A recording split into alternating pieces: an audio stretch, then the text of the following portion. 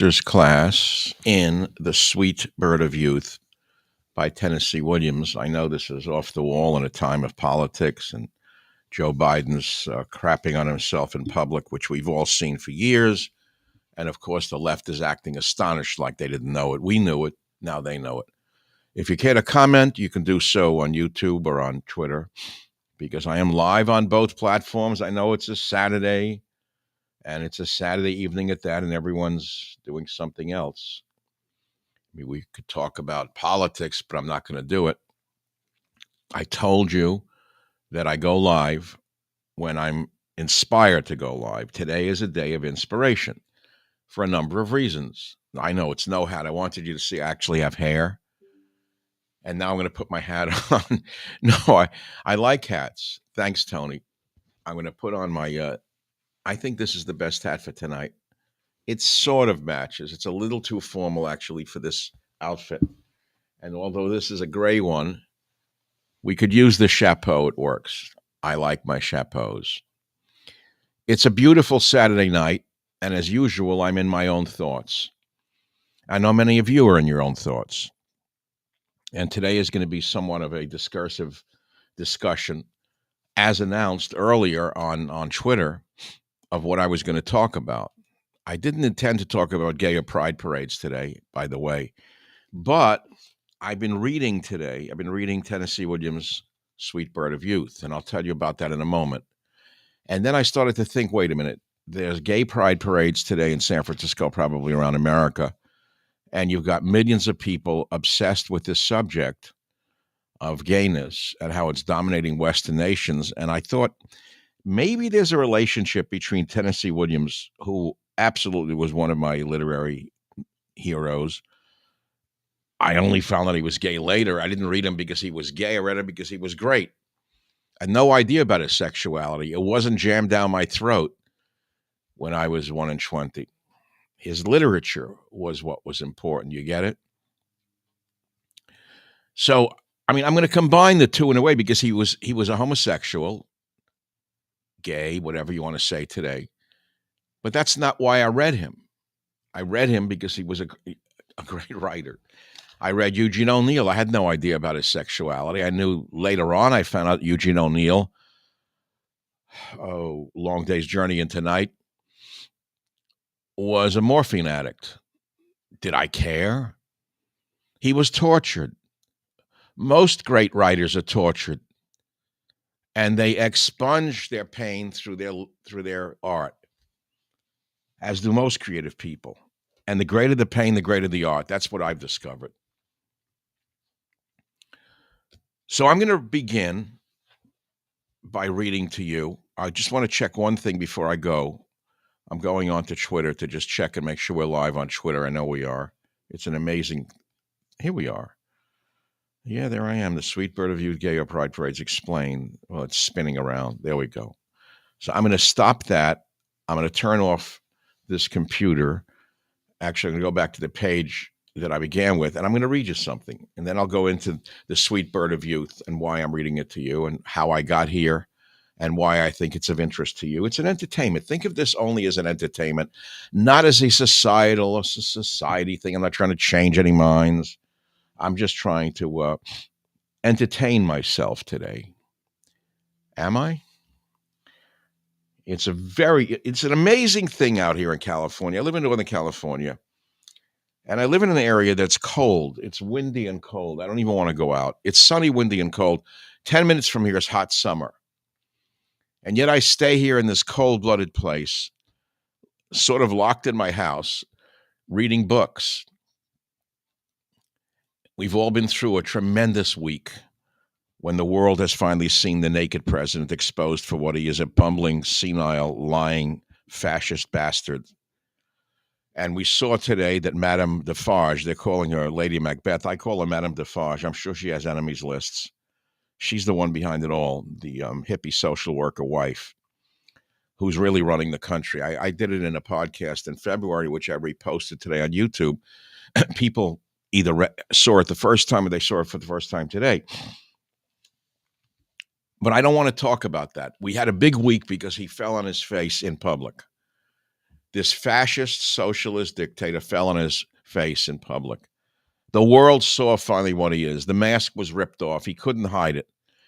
And so we had a big week, and I'd rather move from politics to literature. That's what saved me when I was a teenager, 18, 17, tormented young man, didn't know anything about anything really. Well, I don't know. What do we really know at 17? I don't know. So let me begin not with Tennessee Williams, but with A. Hausman, who first reached me. It's a short poem, very short. When I was 1 and 20, I heard a wise man say, give crowns and pounds and guineas, but not your heart away. Give pearls away and rubies, but keep your fancy free. But I was 1 and 20, no use to talk to me. When I was 1 and 20, I heard him say again, the heart out of the bosom was never given in vain. 'Tis paid with sighs aplenty and sold for endless rue. And I am 2 and 20, and oh, 'tis true, 'tis true. That was A. Hausman. Now, I was a young kid who entered college at 16. I never read literature, didn't know anything about it. I read Boy's Life. I read gun magazines.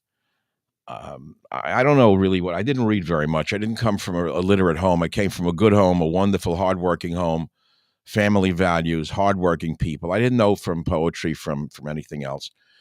So I enter Queens College at 16, and I take a course in English literature. And there was this professor with piercing blue eyes, older man with white hair, and his name was Dr. Ball. It came back to me today. I'm not Joe Biden. I can recall a lot. And he taught us poetry. He knew we were kids from what they call today working class homes. What does that mean, working class homes? Everyone worked. It means kids who came blue collar families, whatever that meant. We were not from the upper echelons of literature, of society, of that kind of thing, the cocktail party sect. It was different. It was people, real people, down to earth people. And we didn't know from poetry, schmoetry. We thought poets were all like weird. So when this professor said, I'm going to talk with you about poetry, we kind of chuckled because we thought it was going to be, faggy. That's how we thought. We were those kind of kids. I'm just telling you how it was. And then he read to us A.E. Hausman, and I was moved tremendously. I didn't know why. I didn't know how he reached me, but it wasn't this poem that moved me. It was To an Athlete Dying Young that got to me. I've always been kind of obsessed with death, dying, the finality of life, which is behind me today. We have the old prop from yesteryear.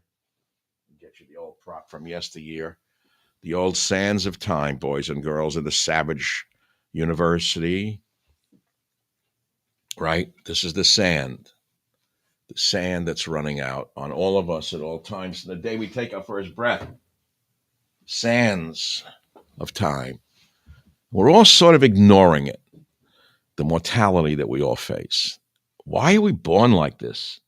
Why are we born to die? What the hell is this all about? What does it mean? Well, we don't want to think about it. The hell with it. Let's party on. Let's dance. Let's have music.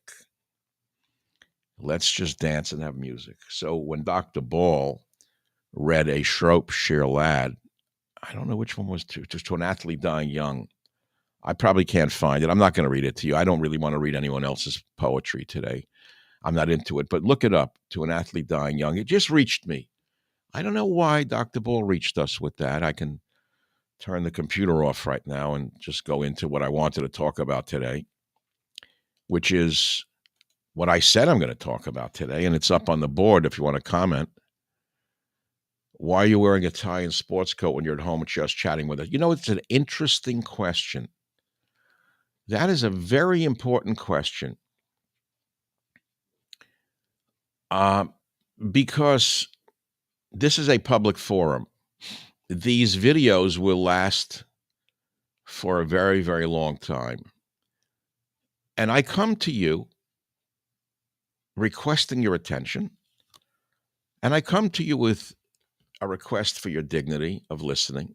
So I must bring you dignity in my presentation. I don't need to wear an undershirt. I'm not Zelensky. I'm not trying to prove anything. So I bring you my soul and I dress my soul in decent clothing so that you can pay attention to my words, not to my undershirt. The internet is filled with people who do all sorts of things. I do it my way. Sometimes I think before I go on there, why do I have to get dressed like this man asked? You said, well, your grandfather was an immigrant. He was a fine tailor. He made suits by hand. Think about making suits with a needle and thread. So I said, wear some good clothing when you go publicly. It's seen around the world. I mean, you're seen from Japan to Moscow to New York City, San Francisco. The people are going to look at you. Make yourself look as well as you can. That's your answer. So let me go into today's discussion, if I can. Tennessee Williams' Sweet Bird of Youth, and tell you why I'm reading it to you. If you want me to do this? Because this is all I want to do today. It's all I want to do today. Because, a few weeks ago, you see, I watch a lot of movies. I like to watch Turner Classic Movies because it was a world I understand. The world of TCM, 50s, 60s movies, 70s movies. It's a world I grew up in, a world I understand. So I tend to stay in the world that I understand. And there was a film called The Sweet Bird of Youth that starred Paul Newman. Now, it was a kind of watered down, bastardized version of this book, this play, rather. If you've ever seen Paul Newman in The Sweet Bird of Youth, it's really well done, but it's boiled down, and it was a 60. The play, by the way, was done at a time when people could only accept a certain level of truth and reality. The movie was done in 1962, starring the great Paul Newman. And I'm going to read you something written by Lanford Wilson in July 2008 in Sag Harbor, New York. When he wrote an introduction to The Sweet Bird of Youth, Lanford Wilson said this: but at the same time, just look at the quite fun but bowdlerized film of this play, to see what was acceptable to a movie audience in 1962. The character Heavenly does not have a venereal disease in the film. She has an abortion. Chance, that's a character played by Paul Newman, is not subjected to castration. They break his nose. Good grief, if anything, Paul Newman would look even more interesting with a broken nose. So it's very funny. It's clever, by the way. It's just a cleverly written. And when I watched the movie, The Sweet Bird of Youth, and I got reinterested in Tennessee Williams. I said to you, I read and watched and learned from the greats of my time, Tennessee Williams and others. I absorbed all of the great literature of my time after I was introduced to literature by that Professor Ball, the English professor. So I looked into this book, bought this little thin volume. I started looking at this stuff, and I said, wow. One of the characters is a woman, a fading movie star, and her name in the movie is Alexandra Del Lago from The Sweet Bird of Youth. And there's a line from her, which you'll find interesting. When monster meets monster, one monster has to give way, and it will never be me, says the character. And that's Tennessee Williams writing this. So be sensitive to what you're about to hear. I know it's off track from what we're supposed to be talking about today is Joe Biden and Donald Trump. I'm not going to do it. I want to talk about the loss of innocence and the loss of beauty, meaning the loss of youth, the sweet bird of youth. And I want to read it to you in pieces, not the play. I'm not going to read you the play. I'm going to read what was written about the play, both by Tennessee Williams and by those who studied him, about the illusions. The illusions. We're going to talk today about the tragic loss of youthful beauty and innocence, when that's all one has to offer. The last part of that sentence, ladies and gentlemen, is the most important part. The tragic loss of youthful beauty and innocence, when that's all one has to offer. That's the key part. I'm an older man, and that's not all I had to offer ever. was youthful beauty and innocence. I mean, I lost it a long time ago. But I believe that as a man of my age, that's not all I have to offer. I'm not the Kardashians. I'm not the slime from Britain, the royal slime that has oozed across the earth quite by chance. If you have a character that you have worked on developing and maintaining, then the loss of youth and the loss of your innocence is not tragic. It's just part of a life stage. It's that simple. You get it? Did I explain myself well enough? Yes, the enemy time is something that faces all of us. That was Tennessee Williams' final 1959 play, The Enemy Time. The Enemy Time, the loss of youthful beauty and innocence. That was Tennessee's theme from the beginning. Again, you're saying, well, what the hell is he talking? Many of you following me, you understand he wrote Cat on a Hot Tin Roof. You understand some of the great things he's written, and you know all of the great work he's done. A Streetcar Named Desire, you may know him from that.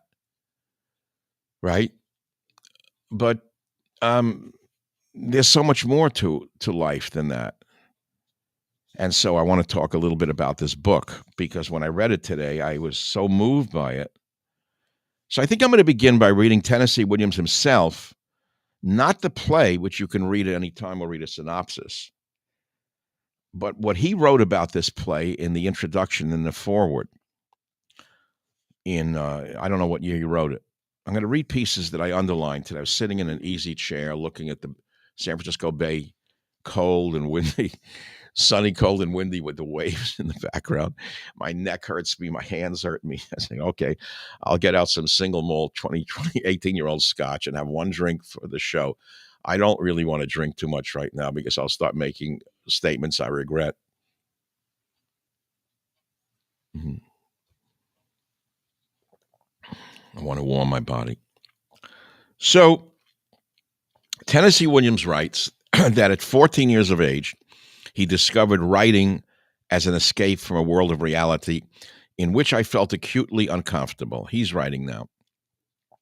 It immediately became my place of retreat, my cave, my refuge. From what, he writes? From being called a sissy by the neighborhood kids and Miss Nancy by my father, because I would rather read books in my grandfather's large and classical library than play marbles and baseball and other normal kid games, a result of a severe childhood illness and of excessive attachment to the female members of my family who had coaxed me back into life. That's his story. It's not mine. I played marbles. I played baseball. I had a scooter in the streets of the Bronx, but I can relate to what he is writing. You get it? So we go on to what Tennessee Williams said about this. So he loved writing at age 14. I'm only going to read you the underlined parts because this is a synopsis. It's not a long classroom. It's not a PhD course. It's an introduction to it. I think no more than a week after I started writing, I ran into the first block, writer's block he's talking about. It's hard to describe it in a way that will be understandable to anyone who is not a neurotic. I will try. All my life, I have been haunted by the obsession that to desire a thing or to love a thing intensely is to place yourself in a vulnerable position to be a possible, if not a probable, loser of what you most want. Think of that sentence. Just think of the complexity and profundity of that sentence compared to the shit, pardon me, the garbage that is fed to us on social media and elsewhere. I'm going to read it again to you. All my life, he wrote, I have been haunted by the obsession that to desire a thing or to love a thing intensely is to place yourself in a vulnerable position, to be a possible, if not a probable, loser of what you most want. Let's leave it like that. And he goes on to say that he described it in many different ways. And he says, that block has always been there and always will be. And my chance of getting or achieving anything that I long for will always be gravely reduced by the interminable existence of that block. He's talking about a writer's block. So he goes on and says, but having always to contend with his adversary of fear, no one admits fear anymore. No one's, what are they, all on drugs? How could you not admit fear? Fear is the essence of animal life. How far away are we from the chimpanzee and the lion who live in constant fear of being eaten or killed? You look at prisoners in the most horrendous prisons, they live in constant fear because they've been reduced back to the animal state. But having always, I'm going to interject between what he writes and what I'm thinking together. So you get what I'm saying? But having always to contend with his adversary of fear, which was sometimes terror, gave me a certain tendency toward an atmosphere of hysteria and violence in my writing, an atmosphere that has existed in it since the beginning. Now, I can relate to that because in my radio career, there was an awful lot of violence and anger, wasn't there? Was I alone? No. I'm trying to explain something to you, and we'll all go together somewhere, and we'll come back together, and we'll generalize together. Now, here's something beautiful. Listen to this paragraph. You're going to love it. In my first published work, for which I received the big sum of $35, a story published in the July or August issue of Weird Tales in the year 1928, he writes, I drew upon a paragraph in the ancient histories Herodotus to create a story of how the Egyptian queen Nitocris, Nitocris, invited all of her enemies to a lavish banquet in a subterranean hall on the shores of the Nile, and how at the height of this banquet, she excused herself from the table and opened sluice gates, admitting the waters of the Nile into the locked banquet hall, drowning her unloved guests like so many rats. It brought to mind some of the women in politics and what they would do to us if they invited us to a banquet, which is why I say never go to a banquet hosted by a Democrat. So then he goes on and writes about other things, and I'm going to move ahead now in his forward. This is Tennessee Williams himself writing. He said, last year I thought it might help me as a writer to undertake psychoanalysis, and so I did. The analyst, being acquainted with my work and recognizing the psychic wounds expressed in it, asked me soon after we started, why are you so full of hate, anger, and envy? I underline that. Why are you so full of hate, anger, and envy? I can relate to that. I was, more so then than now. And he said, hate was the word I contested. After much discussion and argument, we decided that hate was just a provisional term and that we would only use it until we had discovered the more precise term. But unfortunately, I got restless and started hopping back and forth between the analyst's couch and some Caribbean beaches. I think before we called it quits, I had persuaded the doctor that hate was not the right word, that there was some other thing, some other word for it, which we had not yet uncovered. And we left it like that. Anger, oh yes. And envy, yes. But not hate. I think that hate is a thing, a feeling that can only exist where there is no understanding. Significantly, good physicians never have it. They never hate their patients, no matter how hateful their patients may seem to be, with their relentless maniacal concentration on their own tortured egos. I don't know how a psychiatrist or therapist handles people, by the way. So he writes this. So, since I am a member of the human race, when I attack its behavior toward fellow members, I am obviously including myself in the attack unless I regard myself as not human, but superior to humanity. I don't. In fact, he writes, I can't expose a human weakness on the stage unless I know it through having it myself. I've exposed a good many human weaknesses and brutalities, and consequently, I have them, he writes. I'm getting to the end. I know you're getting nervous already, the attention span. So let me finish now with Tennessee Williams in his own words about this play. He says, I don't even think that I am more conscious of mine than any of you are of yours. Guilt is universal, he writes. I mean, a strong sense of guilt. If there exists any area in which a man can rise above his moral condition, imposed upon him at birth and long before birth by the nature of his breed, then I think it is only a willingness to know it, to face its existence in him. And I think that at least below the conscious level, we all face it. Hence, guilty feelings, and hence defiant aggressions, and hence the deep dark of despair that haunts our dreams, our creative work, and makes us distrust each other. I read this afternoon, relaxing. I thought I would come on the air today and read you this, and then we'll go into a more generic discussion of this. Let me continue. Enough of these philosophical abstractions for now, he writes. To get back to writing for theater, if there is any truth in the Aristotelian idea that violence is purged by its poetic representation on a stage, then it may be that my cycle of violent plays have had a moral justification after all. I know that I have felt it. I have always felt a release from the sense of meaninglessness and death when a work of tragic intention has seemed to me to have achieved that intention, if even if only approximately nearly. Who writes like this? Oh, who writes like this? One last paragraph, please. I would say that there is something much bigger in life and death than we have become aware of or adequately recorded in our living and dying.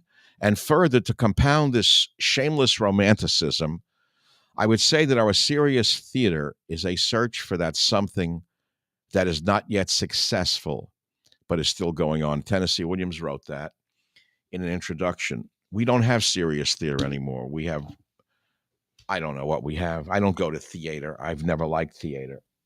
I always found it to be gauche. Never liked it, couldn't stand it. But I love reading plays. I wrote plays, which I've never published. Some of them are not bad, but I'm not going to read you my plays. I've read you from the introduction to Tennessee Williams' The Sweet Bird of Youth, a piece by Lanford Wilson earlier on the tragic loss of youthful beauty and innocence when that's all one has to offer. I've worked my whole life to achieve an older age and have something more than my youthful beauty and innocence, which is long gone. And so I've created a body of work in my own life that I feel will greatly outlive me and I hope will speak for me in years to come. But today is not about that. It's really about something else. It's about what's going on in America in a way. And I could go in now go into what I said I would talk about, the gay parades all over America, the screaming and the yelling, and I'm proud of myself. What is this about? Are these people really proud of themselves, or is that an overcompensation for a, let us say, shamefulness about themselves, feeling ashamed? They feel ashamed, so they now turn it into pride. Now, why should they feel ashamed? That's a bigger question. Should they be ashamed for being gay or bisexual or trans? I don't think so, no. But our system, from the beginning of time, and I'll explain that in a moment, in every religion on earth, it doesn't matter whether it's Judaism, Christianity, Hinduism, Buddhism, Islam, it doesn't matter. Every religion is anti-gay. And the reason is because if they're not anti-gay, the family will come to an end and the entire world will collapse. All of civilization will end. Now, I know you can adopt. I get that. Look at those who do. I'm not here to discuss the intricacies of adoption. That was a joke, by the way. I'm talking about what's going on in the world right now and how it relates to us. Going to San Francisco now, people running around half naked with whips and chains and showing how wild and free they are, fornicating in public, beating people up in public. That's their idea of freedom. That's their idea of what civilization ought to be, and how awful the MAGA Republicans are, and those horrible Christians and Jews who preach and teach against these things. That's what's going on today. So I thought I would use Tennessee Williams in The Sweet Bird of Youth as a launching pad to have us all think about these things in greater detail. And I hope I've achieved that in my own way, in some way, without getting too preachy or unpreachy, without condemning or supporting. You get what I'm saying? Without condemning or supporting. And I think that's it for the day. I think that's a good enough lecture. Make believe we've had a master class in Tennessee Williams or The Sweet Bird of Youth. I always look at the number of minutes I've been with you. I lose track of my time here. I've been with you 30 minutes, which is it's a lecture. You get it? We basically had a graduate class in Tennessee Williams, The Sweet Bird of Youth, and what it might have to do with the social phenomenon today called gayness, which has taken over all of Western civilization. Now, maybe the Sweet Bird of Youth has something to do with this phenomenon where people are trying to hold on to their youth and innocence through sexuality. I really don't know. I mean, you can be older and also have beauty and sexuality. You should understand that. You could be older and have great sexuality and still be beautiful. You don't have to be young to have those things. You could be young and ugly, by the way, or you could be older and beautiful, by the way. You get what I'm saying? You like what I'm saying? You get what I'm saying? Do you get any of this? Does anyone get this? Do you know where I'm coming from? I know where I'm coming from. I don't think that the the masses of people will get this. I think many of my listeners will. You got to understand something. I have an extremely loyal audience that's been with me for 30 years. And then before that, many of them were with me when I was writing health books. They recently discovered I'm the same guy who wrote those great health books. I've always been at the forefront of movements in my own way. And I went into them in depth, whether it was herbal medicine or nutrition and then politics. I've always been there for people, and they've loved me, and they've traveled down this road with me. And some of you are here, the old timers. Some of the new audience don't even get it. They want me to only talk about Joe Biden. I'm not going to do it. He's clearly what he is, and stuff like that. I've done enough of that. And for today, since we've had a big week of reality taking over the world, I thought I would talk about literature, which is where I've always gone ever since I've been a late teenager. Now, I could go pull out the old boxes of all the stuff I've written that's never been published, that will never be published, that I may or may not burn. I may give it to my attorney, Dan Horowitz. I said, Michael, don't burn anything. Give it to me. I'll publish it in 10 years. Dan and I talk a lot. But you, the members of the Savage Nation family, I brought you into this other side of myself, the literary side, the writer side. It's not all politics all the time. There are other things in life other than politics. You could say everything is political, and in a way it's true. Virtually everything is political, controlled by politics, controlled by politicians. And so therefore we're all very political animals, especially since the country is in such peril today because of the communist front that has taken over virtually every aspect of our society from the cradle to the grave. I understand that, but I don't want to talk about that today. Instead, I wanted to have a great single malt scotch with you on, to me, a very cold afternoon. It's been really cold. It got into my bones today.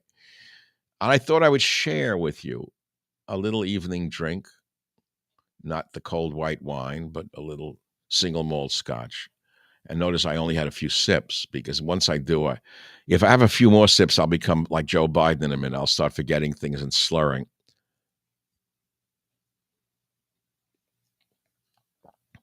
You got to tell, those Scotsmen knew what they were doing. This Scotch stuff came to me late in life. The good stuff.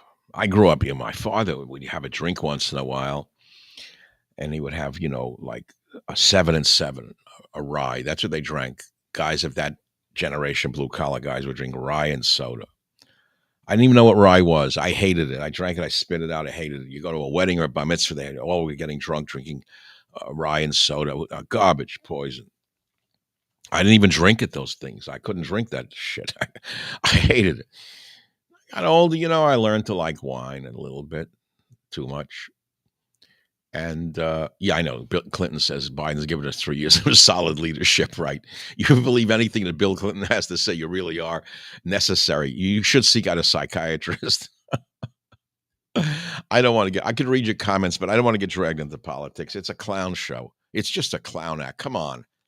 You believe a word anyone says? Stop it. Yeah, what did they drink in the like the Italian nightclubs when people were coming up. They wouldn't drink seven. They would try to upgrade Cuddy Sark, Johnny Walker Red, Johnny Walker Black. I never drank it. Probably good stuff today. Johnny Walker makes a good scotch. I don't drink it. I drink Glenlivet 18. I drink some other good stuff. I can get out my whole list of scotch and talk scotch with you another night. I don't drink it much. I don't drink it much. It's very strong, but it really is. Like goes through you like. By the way, speaking of which, so I like to read when I read an author. I like to find out like when he was born, when he died. So he born in 1911, died at age 71 from a second all overdose in a hotel room in New York. They found a cap from a something that he swallowed because he was taking the second alls by taking it in with a cap from or something or other. He swallowed the cap and choked on it. Poor guy. He was so tortured. He was so tortured. His brother put him in a mental hospital, Tennessee Williams. You know, if you see things so clearly, you're in pain all the time. You're like a lion with a thorn in your paw that you can't get out. No matter what the hell you do, you can't get it out. So I've been very lucky. I've dealt with my pain of being a seer in my own ways, many different ways, from exercise to vitamins to philosophy to poetry to just living with the torture. You got to live with the torture. It's that simple. No, alcohol is not a poison. Stop it. It depends upon how much you drink and when you drink it. Do you understand? It's it's not something I drink in the morning and noon and night. I don't do it. Now, someone's asking what's for dinner. I actually may give you a double header tonight. I actually prepared it. I was going to prepare a dinner show for you. I'm just in a state of performance now. I love performing. And I found an outlet for myself with these on Twitter and on the other outlets, YouTube and Twitter, which really pleases me greatly. If I'm alone for dinner, which I choose to be, incidentally, most of the time, I say, maybe I want to be with company. I will go on YouTube and cook on YouTube. I'll have 5,000 people for dinner. It's beautiful. You understand what I'm saying? It's not that I don't like people. I do. But I actually like performance better, by the way. So it's a new world. We're living in a new world. I like people. Mm. Oh boy, that's good. I don't need Seconal. I don't use drugs. I'm not saying I haven't used them. I have through time. I say drugs. What have I used? I've used different things. I tried coke years ago. I hated it because my mind was too fast for these drugs. I used marijuana for many years. I hated it. Destroyed my mind for years. It slowed me down, made me very. That's why I'm against marijuana. It's a very dangerous drug. I knew a lot of kids who grew up on pot and they went on to heroin and died. I have two friends who died of heroin overdose years ago. They were beautiful people. Beautiful people. I loved them. I loved Artie. I loved Michael. They were beautiful people. I mean, we all knew they went into heroin. Well, no one looked down on them. We never said they were bad people. But they got hooked on H, and they were really, they couldn't climb out of it. I knew by both of them went from pot to heroin. Their mothers were the reasons. I mean, I don't want to go into that. I could give you my own story about the mother thing. So I don't recommend using THC because today it's 100 times stronger than it was when I was a kid. And even then it could screw up minds that were too advanced. Now, I know there's a lot of very smart people who smoke pot, take THC. They can handle it. I hated it. It took my mind away from me. It stole my mind from me. I don't like losing my mind. Maybe you do. I mean, I don't understand why you want to lose your mind. I think the world is enough of a dangerous place that you don't want to lose your mind. Don't you want to be focused? Don't you want to have enough protection within yourself? Now, I'm not driving right now. I'm not outside right now. I mean, you don't want to do this and go drive around. I don't want to do that. Sobriety is best. If you're on AA or you're sober, God bless you, right? But at my age, I don't really need anyone telling me what to do and what not to do. Thank you very much. I'll do what I want. You're going to tell me what to do? Get back to me when you're 82 years old and as sharp as I am and still achieving and performing. That's all I could say.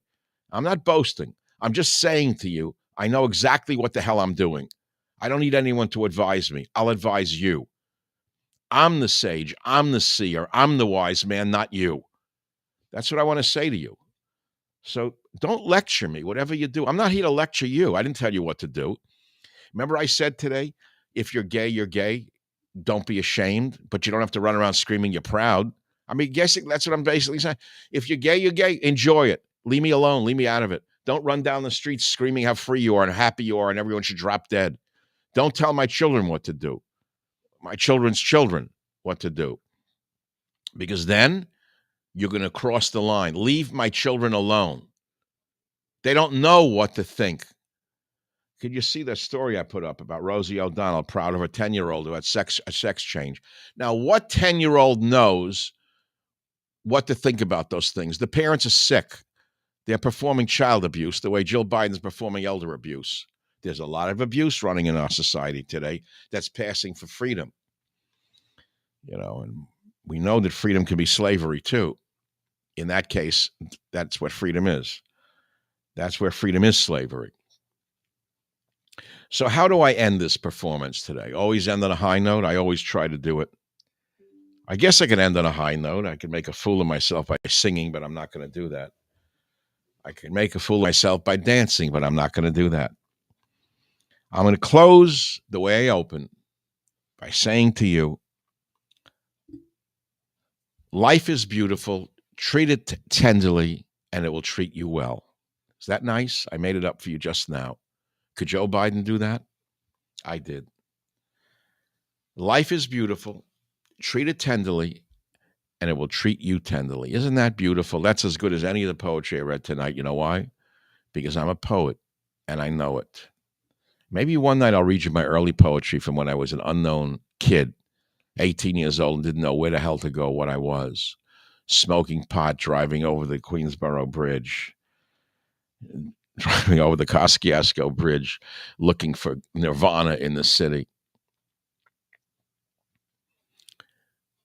Should I come back for dinner later? It's 5 o'clock here on the West Coast, 2 minutes to 5. I've been with you now 42 minutes. Good show. I'm going to actually drink the rest of this and sign off, and then I'm going to drink some water and think about what I did tonight. Did I like it or not like it? I actually have a dinner ready. What I'm going to make tonight is I actually have it marinating all day. I have some organic chicken thighs without skin. Sounds disgusting to me when you think of the poor chicken. Okay, it's dead already. I wash it thoroughly. I kosher it by salting it for a few seconds, and then I wash the salt off it because the salt on contact kills bacteria. That's my method of koshering food. I'm not kosher, but it's a good phenomenon. And then you dry it. Now my 5-spice chicken, the miracle that I made for myself tonight. I can't show you all the things I went through, all the processes. Amazing. I can't even remember all the spices. I do remember some of them. I don't put lemon on early on because, lemon, if you put it on too early, will make the chicken tough. So I put it on when I'm going to cook it. But I put turmeric on tonight, which is a very weird spice. It's always well done. I got food poisoning twice in my life and almost died. Once in Japan and once in Thailand from chicken. I'm really leery of chicken. Always make sure it's well done. But I do a 5-spice chicken for you tonight. I was going to make it with potatoes, but it's going to be with pasta, my favorite. I live on pasta. Love pasta. And the trick is the sauce. Remember, I'm on a low-sodium diet. I don't use cream, butter, no dairy, basically, for a number of reasons. I have multiple allergies to things, which I discovered late in life. But more than that, I'm on a low-sodium diet, as everyone should be, after the age of 20, because sodium will cause hypertension, as everyone knows who has any level of medical intelligence, despite what the idiots will tell you on cooking shows. I mean, I turn on PBS and I watch what they do. They should be arrested for causing damage to the society. Handfuls of salt thrown into everything. Of course it tastes better, but it's going to kill you faster. I wrote about this in the 70s, about soul food. The reason African Americans had such a high level of hypertension then, and it was known in the medical community, wiped away by the same establishment that brought you the COVID shots, made us stop talking about sodium. Not made me, but you can't even see it. You see no ads to cut out on sodium for hypertension. Not one ad. Instead of take another pill.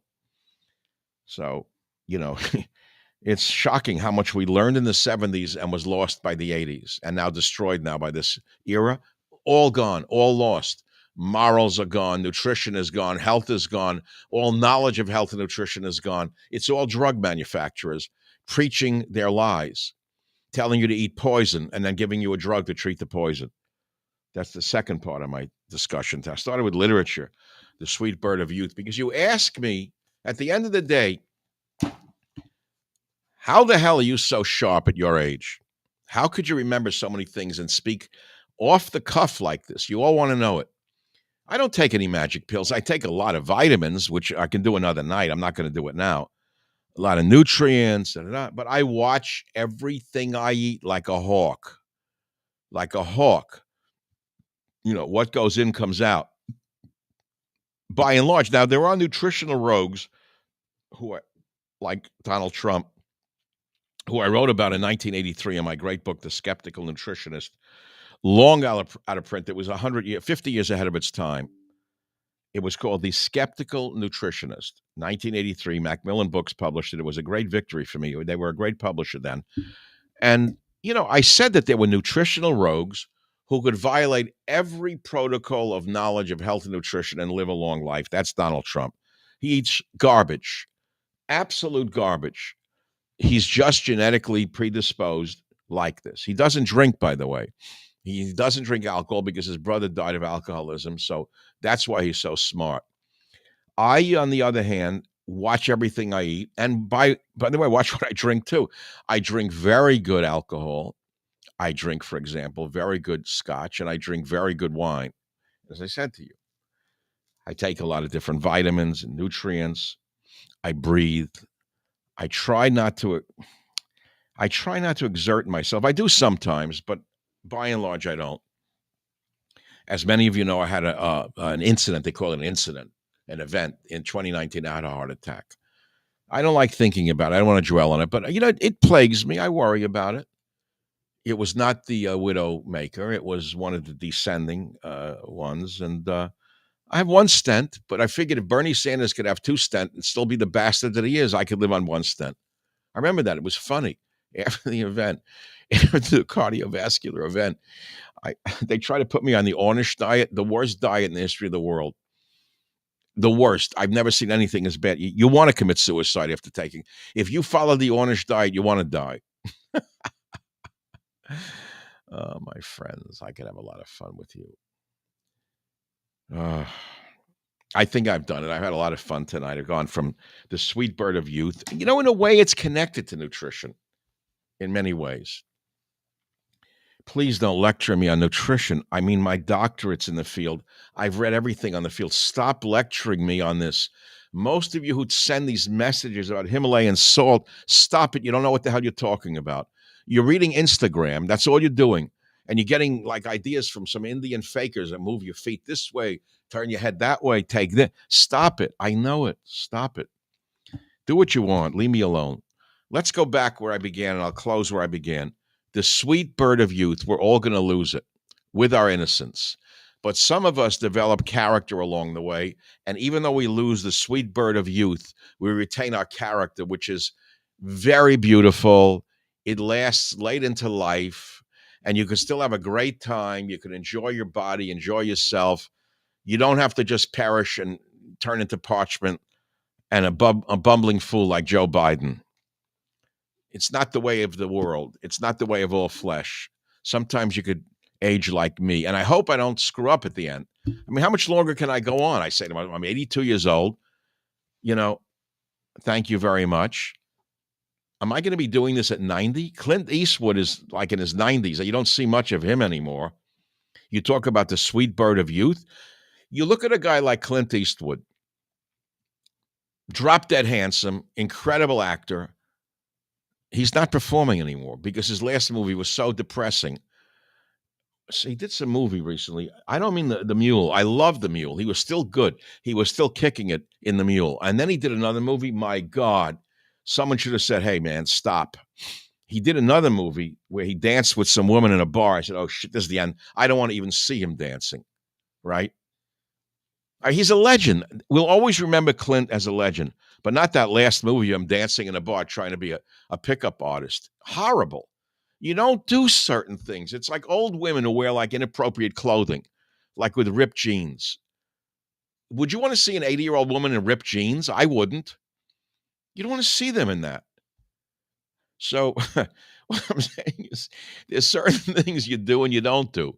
So you ask me why I dress like this? Because I'm 82 years old. I look better like this than with an undershirt with the hair on my chest, okay? Although some women might like it. I don't know.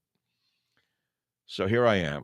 I could do a live performance right now. I could go right from into a live nightclub and do a performance right now for 2 hours. I wouldn't miss a word. I wouldn't keep drinking. I would stop. What was that movie after the Mule? Does anyone know the movie he did after the Mule? What was Clint's horrible movie after the Mule? I guess I'm being after me. You're not at your prime at 52. I started radio at 62, by the way. What was the movie he did after the Mule? Anyone listening to me? Clint Eastwood, Cry Macho, horrible. Clint shouldn't have done it. It was like Joe Biden. Someone should have said, no, no more. Get off the stage, right? There's a certain time. Now, I'm not ready for that. I know when I'm going to leave the stage. I told you what I'm doing. I do these because I enjoy talking with my loyal Savage Nation audience. I also do it to stay alive. Keep staying alive, staying alive, staying alive. Staying alive. Okay. The day I start slipping and I see one iota of Joe Biden, you'll never hear from me again. I told you that. So far, I don't see a hint of it. Now, I got a lot of detractors on the conservative side. They're all waiting to show how great they are. Let me tell you something. I want to see them perform after the age of 60 the way I'm performing at the age of 82. Okay? You're not going to see it. And I'm going to say on tonight, one more time, I'm going to quote Yeats. That's right. I did it last night. All right? Love comes in at the eyes. Wine comes in at the lips. That's all she'll ever know until the day we die, right? Salud, salud, salud.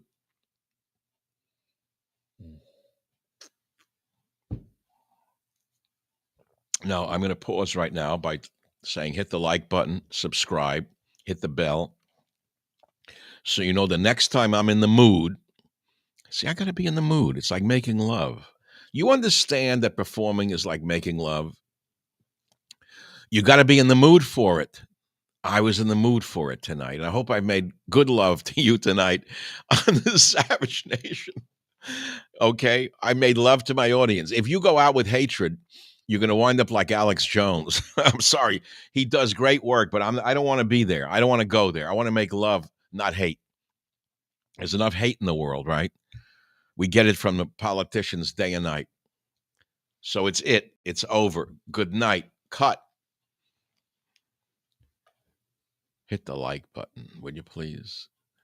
Good night. Maybe I'll give you a double header tonight. Maybe, just maybe I'll do the cooking, the 5-spice chicken. I know you want it because there's one thing about performing is you want endless parts of my soul.